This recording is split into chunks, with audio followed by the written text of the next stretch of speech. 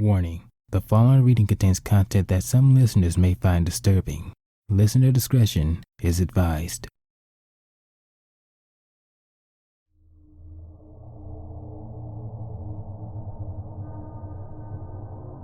Removal of test number 53 completed. Initiating test number 5.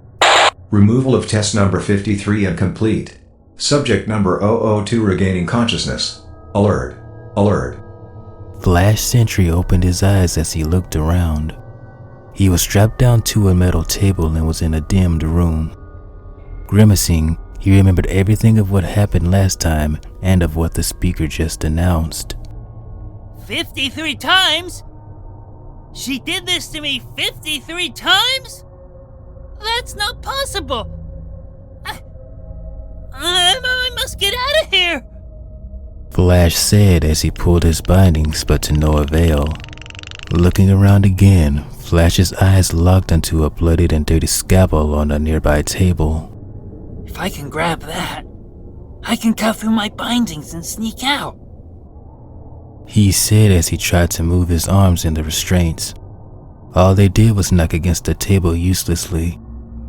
He tried to extend his wings, but remembered Twilight cut them off for that human she brought from another world. Looking over, he saw that amalgamation of a creature mostly concealed in darkness. He clenched his jaw in mild rage as he wanted them back. He would get them back. Flash couldn't move his legs, but he could move his head and torso. Stretching over as much as he could to the table, he tried to reach out and grab the scalpel in his teeth. Something pulled on the inside of his chest, and he winced in pain. How much of my body is still mine? What would she take next? My brain? Lungs? Kidneys? Wait, what if she already took all of those? Surely not my brain, though. I wouldn't be here if she took it. Flash thought, but then shook his head. Thinking of those things won't get him out of there. Stretching further, his mouth was only about 10 inches from the metal tray with the scalpel on it. Grimacing and looking down, he was relieved to see that his table wasn't bolted to the ground. If he could just inch the table a little, he could grab it no problem. Gathering what strength he could, he swung his body to get his table to the scalpel. The table didn't move at first. Come on, please work with me here. Flash said as he swung again and got closer. Swinging again and again, he got closer to what he needed to escape. It wasn't until 3 more shoves that he got very close, and he had to think again. The blade was still too far to reach, and if he swung again, he might hit the tray and lose the blade. Fortunately for him, the tray was on a cloth that was in his reach. Carefully biting the cloth, he pulled it very slowly to him until the tray was in his reach. This was the most difficult part now. He would have to try and navigate the blade into his mouth without tipping the tray and losing his chance for freedom. He didn't have a great range of mobility in his head, so he would have to be precise. This wouldn't be too much of a problem since he trained in the Royal Guard and spear training, which required his hooves and mouth. Since he couldn't use the former, he would have had to settle with the latter. Flash tried to use his tongue to get the blade handle closer to his teeth. If he could just get it in his mouth, he could cut through one of his bindings, and then with the free hoof, cut through the rest of them. Alas, the tray that was now so close to the edge of the side table had other ideas as it started to tip over. No! Flash thought as the chance was slipping away from him. His head lunged after the falling blade, and despite the bash of the tray on his head, Flash was able to catch the blade between his 2 teeth. However, he winced as the metal tray hit the floor and made a loud bang ring around the room. This isn't good! If she knew I was awake before, she would know now! Refocusing on the task, Flash moved the scalpel over to the thick binding on his right hoof and slowly started cutting through it. One wrong move, and the blade would fall out and he would lose his chance.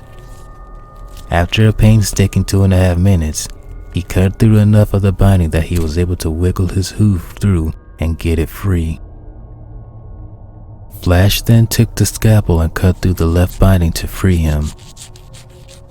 It wasn't until he was most of the way through the third strap that he heard some movement in the corridor outside the door that was up the stairs.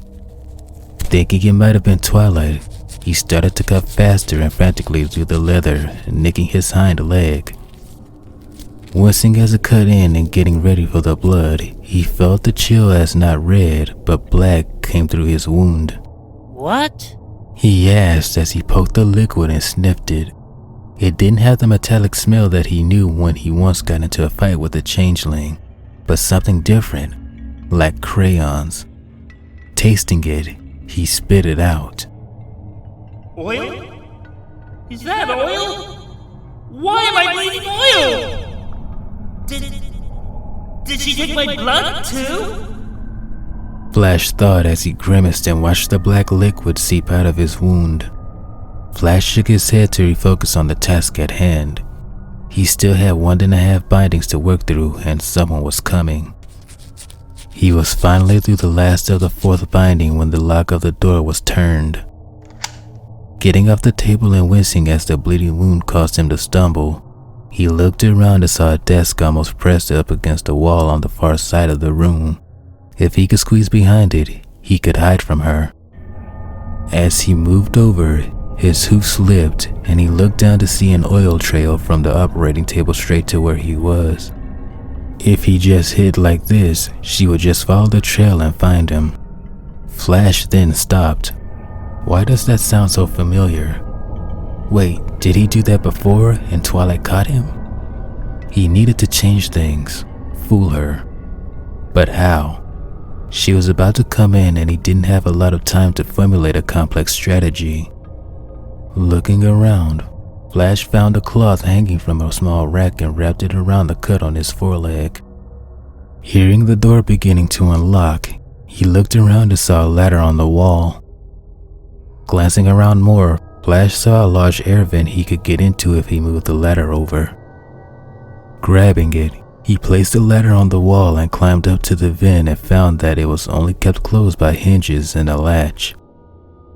Sighing in relief that he wouldn't have to find something to pry the vent cover open, Flash lifted the latch and disappeared into the vent, closing the door behind him.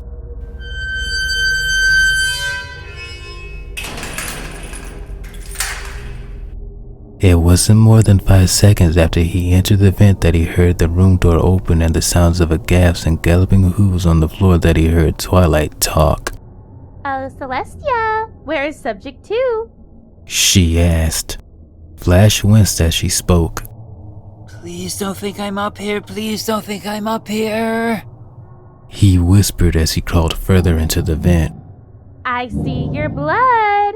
It leads right here. She called out and Flash guessed she looked behind the counter he first hid behind. Thank the princesses I didn't stay behind there. Flash thought as he crawled further. He managed to get even far inside and an upward vent pathway before he heard tapping on metal.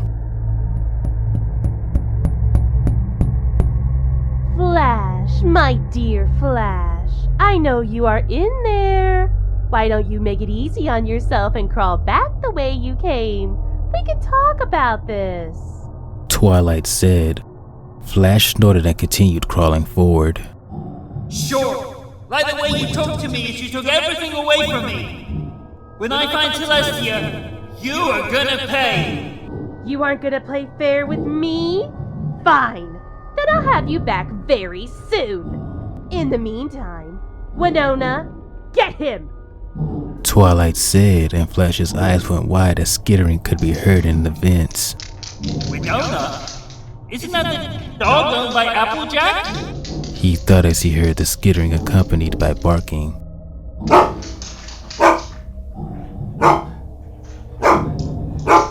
Something about it was wrong, however, as the barking sounded tinned.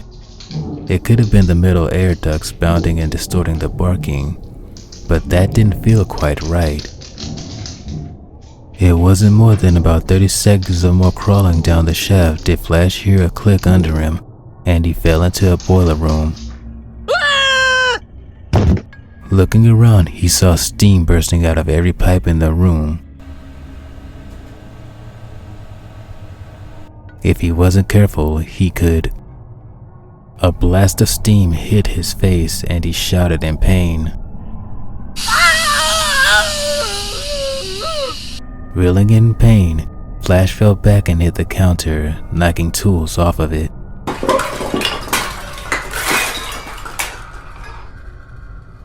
Holding his face and trying to recover from that burn, he was still shocked as his face wasn't bleeding blood, but oil. Flash didn't have time to think about it as he heard the dog getting closer to the vent he fell out of. Quickly exiting the room and locking the door, he jumped in shock as he saw Princess Celestia and a few guards standing right before him. Princess Celestia! Am I so glad to see you here! How did... Flash said, but stopped when neither she nor the guards moved an inch. They stood there and stared into space as if they were waiting for something to happen. It then occurred to Flash they were clones of the real deals and awaiting orders from Twilight. I wonder what's gonna happen to Twilight when Celestia finds out that she made a clone of hers.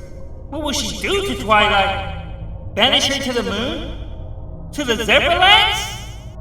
Flash thought as he turned away from her. As he walked away, he began to hear them stir.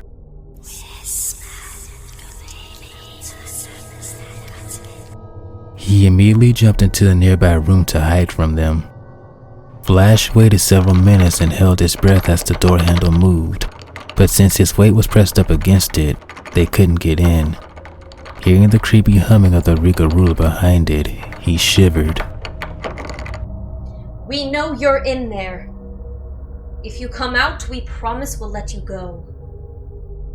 The fake Celestia said. As much as he wanted to believe her, he couldn't. That's not my ruler! That's not my ruler! Flash thought to himself, then bit his lip in pain as if something twisted inside him. Then, to his horror, his bottom lip tore right off his mouth.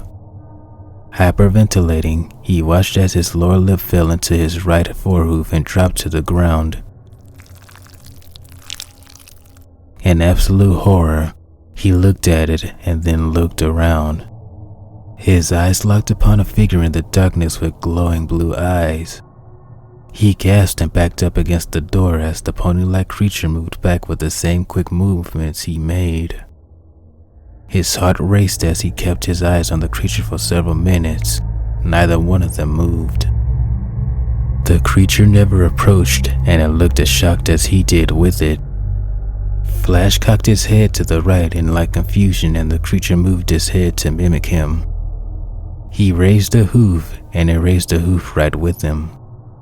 He tilted his head in the other direction, and it copied him exactly. What's going on here? He thought, then his blood ran cold as he had a horrible thought. Flash looked lightly and exchanged glances with the creature and the light switch. Very slowly, he got up to his hooves and watched the creature do the same, and the exact same movements as he did when he reached for the light. Flicking the switch on, Flash's eyes widened and his head jerked back and knocked on the door as he saw an absolute horror show. A yellow pony with blue robotic eyes, and the face burned away to reveal a metal skull underneath. There were cuts all over the frame with oil leaking all over the place. He saw that there was a cloth just like its left foreleg, just like his. Then, as he saw a shimmer in between them from the tube lights above, did the puzzle finally piece slot into place. There weren't two lights, there was one. That wasn't a creature, that was a mirror, and it was showing him what Twilight did to him. She put him in a mechanical body. She stole everything from him. Was there anything pony of him anymore? Anything organic in him? Or was it all metal? Not only that, but he had to find out and bring Twilight to justice, even if it killed him. Looking down, Flash tried not to heave as he picked up the piece of his lip and moved it under his bandages. He turned to leave the room, but not before taking a last look at the thing he was now. The metal mixed with the flesh. He never would have known this if he had not cut himself or got a very hot blast of steam in his face. He would have gone off like an idiot, not knowing what she did to him. He had to stop her. He had to. Slowly opening the door, Flash cautiously investigated the hallway and saw that there was no one in the hallway. He looked up to the ceiling in case of hiding Pegasi and was relieved to see that there was no one there. Sighing, he made his way left and up the corridor. There were no windows, meaning that he was under the castle, far from everyone. Flash did not like this, so he had to push on and find some essence of light. He went up some stairs and found a door with the light bleeding through. What is natural light? He had to find out. Something grabbed the back of his left hind leg and pulled him back down the stairs after he started going up. Flash spun around to see a monstrosity just like him. It was a canine-like robot with sharp teeth and red flashing eyes. Its teeth whirled like drills and its throat roared like a turbine. It wasn't until Flash saw the familiar dog tag did he realize that it was Winona. Was this thing's Applejack's dog? Does Twilight's insanity know no bounds? What if she changes Rarity's cat, Opalescence? What about Pinkie Pie's crocodile? Screaming in light pain, he bucked backwards, sending the large dog back a few feet. The robot dog shook his head before looking at Flash with rage in its eyes. Flash had to move before it got to him again. Flash made a charge for the door, but before he could move, the silver cannonball hit him from the side and he smacked into the doorframe at the top of the stairs. A little dizzy, he felt the world around him spin and some dark and silver creature with red eyes loomed over him. Before he could do anything, the creature moved out of sight and he began to feel himself dragged back down the stairs and down the way he came. No! I do not want to go back to that table! I do not want it! I don't want it! Flash thought as he gripped the ground, trying to pull himself in the opposite direction. Yanking himself away from the robotic monster, he felt something pull inside him, but he didn't care. He just wanted to get away from it. Trying to hit Winona with his other hind leg just seemed to make it angry even more, and in turn, it tugged on his leg harder. Wincing at the pain, he felt himself pull free, but with a sound akin to tearing metal. Did he tear through the dog's teeth? Or did the dog just let go? But no. Looking back to the dog, he saw in horror that his entire left hind leg up to his hip was completely torn off and in the dog's jaws. Oil was spurting everywhere, and he only had seconds to move before the cybernetic canine took something else. Turning to the door, Flash was relieved to see that it was unlocked and slightly open. Hobbling up on the remaining 3 functional legs, he opened it and slipped through right before Winona was able to get in and lock the door. However, his tail wasn't so lucky as a good portion of it was trapped in the door frame. He was trapped again. If he opened the door to get his tail through, Winona would break through too. He had to leave, but how? Looking around, he saw a pair of fabric scissors. He didn't really want to do this, but if it meant the difference between him and facing that canine monstrosity, he would have to take what he could get. Reaching for the shears, he began to cut through his tail, wincing as every bunch of hair that was trapped was torn away. At least that part of him wasn't replaced. Once that was done, he hobbled back and stared at the cruel work he had to inflict on himself just to get free. Seeing a nearby reflected crystal, Flash went over and looked at the damage. His face was metal, his hind leg was gone, his amazing tail was reduced to a few strands of hair, and he was bleeding oil everywhere. If it was not for the fact that his mind was mostly intact, he would have seen this image as a monster from a horror movie. How was he ever going to be a pony again?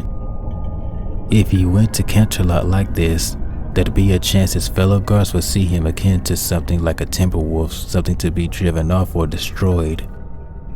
He would have to figure something out, but for now, he had to get out of Twilight's castle.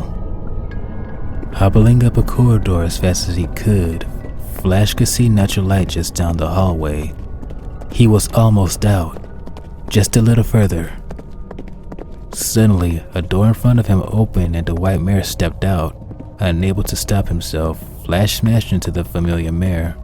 Great heavens! Have you got no manners for a mare?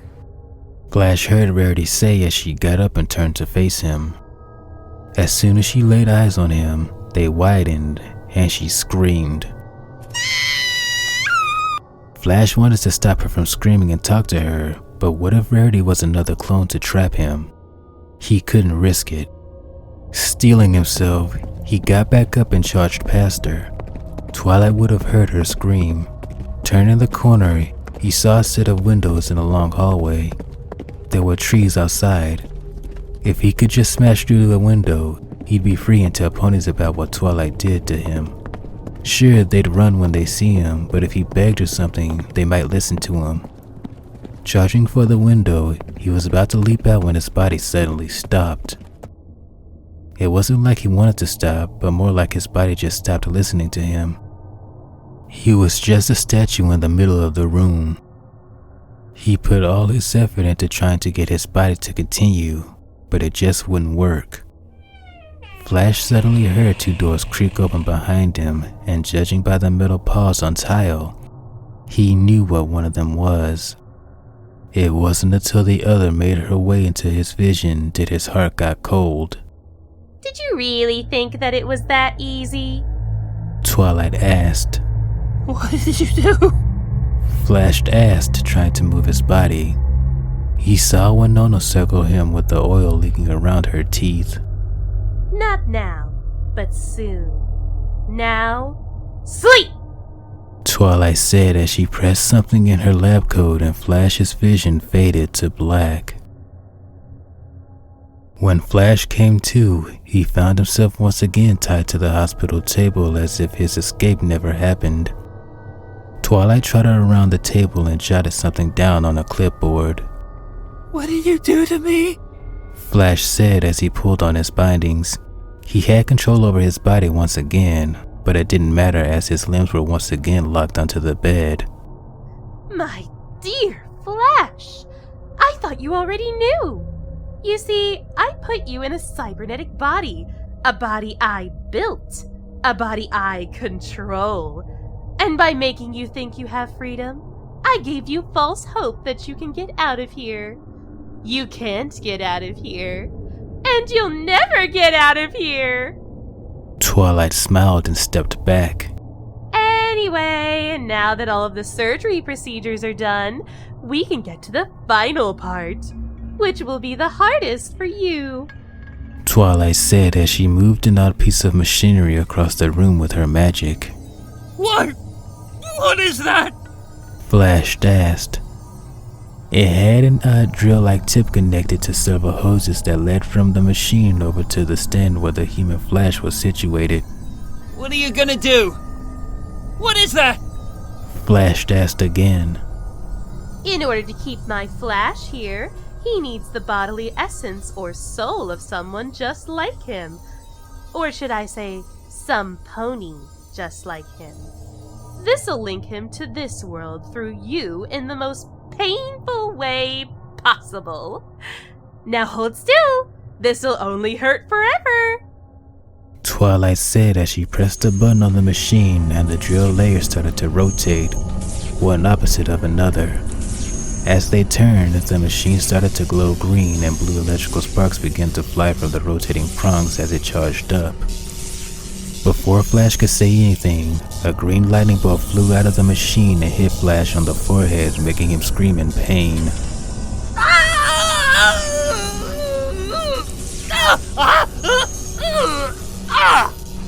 The electricity didn't stop and kept a connection between him and the machine, like a power cable of raw electricity.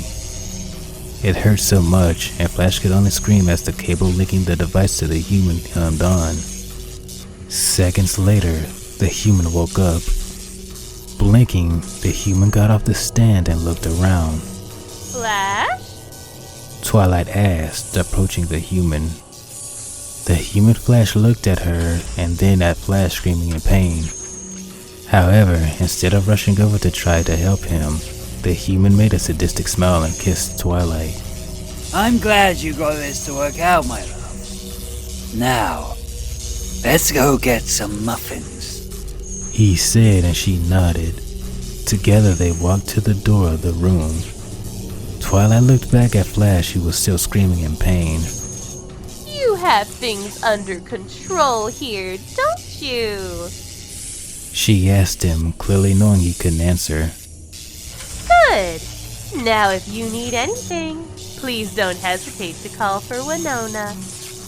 Winona was in the corner of the room, chomping on his hind leg that she tore off from earlier. Oh, and another thing. That Rarity you smashed into the hallway, she was the real mare. No clone for her. She'll get lots of therapy. But that was her. How does it feel to know that she was the real element of generosity whom you could have told? But you were so skeptical about her that you never told her anything. Flash thought about it, but due to the pain, he couldn't really think about it too much. He was in too much pain as he was hurt both inside and out.